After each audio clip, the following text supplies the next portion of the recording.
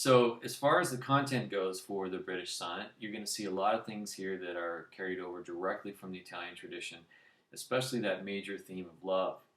Now, love in the Petrarchan tradition was more Platonic. All right, it wasn't about um, consummating love physically. It was more about these enormous feelings that come about at a distance, especially the unrequited love that happens when you never will be able to hook up with your lover or would-be lover. And that unrequited love was something that Sidney um, would would narrate in his longer. Did I say Spenser before? I meant Sidney. Sir Philip Sidney in his Astrophel and Stella, a famous poem of unrequited love, a famous um, sonnet sequence, so a narrative set of sonnets that he published in 1591. But back to the Renaissance, excuse me, the British tradition of the sonnet would conjoin the physical with the Platonic. In other words, it wasn't merely Platonic, and you would even see sonnets take on a form of a kind of seduction poem, and the logic often went like this: "You're so beautiful that your beauty needs to live forever. I can help you out with that." That's the kind of how that would run.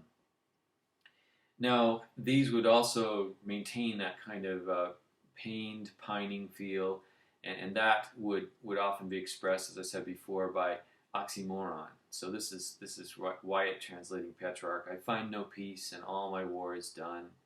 Peace and war. I fear and hope. I burn and freeze like ice. And you'd compile a lot of these, and you'd really get this feeling of the poor guy is just really suffering from his love. These poems also tended to use what they sometimes called ekphrasis, or vivid description, and they would sometimes use what they called a blazon, which is a head-to-toe description, or a kind of cataloging of the various features, typically the outside features of the desired loved one. So this is the beginning of Sonnet 64 from Edmund Spenser. "Coming to kiss her lips, such grace I found. Meseemed I smelled a garden of sweet flowers." And this begins a whole conceit or extended metaphor where he takes one of her body parts and compares it to a flower, and this goes on beyond what I've just excerpted here. "The dainty odors from them threw around for damsels fit to deck their lovers' bowers. Her lips did smell like unto gilly flowers, her ruddy cheeks like unto roses red, her snowy brows like budded Bellamores, her lovely eyes like pinks but newly spread." And he goes down and and even gets a little bit racy as he goes along. But this was fairly traditional, that you would do a head-to-toe description, a kind of vivid, worshipful appreciation of one's lover. The other themes that would be prominent within the sonnets from the Renaissance, the British Renaissance, would include a whole set of ideas around time, the brevity of time, or the need to extend into eternity what is passing, whether it's love or physical love or beauty, change, mortality, death. Sometimes that mortality and death theme could take on a more reverential or religious component, or it could be combined with some of these love poems or seduction poems.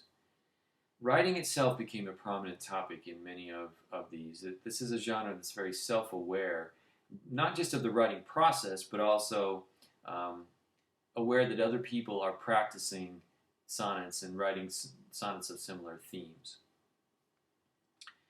Okay, so as far as a timeline for the British sonnet tradition, I mentioned that Wyatt and Surrey, the first ones who brought the Italian tradition into English, they were published in Tottel's Miscellany in 1557. And then we kind of fast forward, where it really starts kicking off is when Sir Philip Sidney writes his Astrophel and Stella. He circulated this in manuscript form in 1582, and then in 1591 he finally published it, popular demand. I mean, people love this whole story that he was telling in a set of sonnets joined together. And the 1590s then really stood out as this high point of lots of authors writing sonnets, tens of thousands of sonnets in the Renaissance. Shakespeare came along at the waning part of this tradition and published his sonnets in 1609, and they still are very prominent as representative of the period, but they are not exclusive, and there are others that really were more popular than his.